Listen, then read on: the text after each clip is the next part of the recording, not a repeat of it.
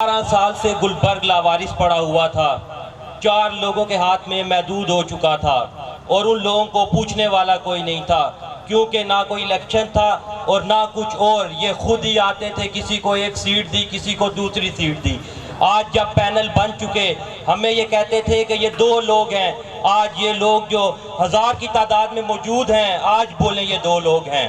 अब हम आवाज़ एक पूरी तहरीक बन चुकी है और इंशाअल्लाह आप लोगों का साथ रहा तो हम इन लोगों को साबित करेंगे कि ये 2 लोग क्या क्या कर सकते हैं। आप सब लोगों ने हमारा साथ दिया, आप सब लोगों का बहुत शुक्रिया। हम लोगों की कामयाबी ये बैठी हुई है, ये हम लोगों की कामयाबी है। यहाँ पर बैठे हुए हर बंदे की हम आवाज़ बनेंगे। ये जो हमारे ग्रुप का नाम है हम आवाज़, इसका मतलब है डीलर्स की आवाज़, हम लोगों की आवाज़, यहाँ पर बैठे हर एक बंदे की आवाज़।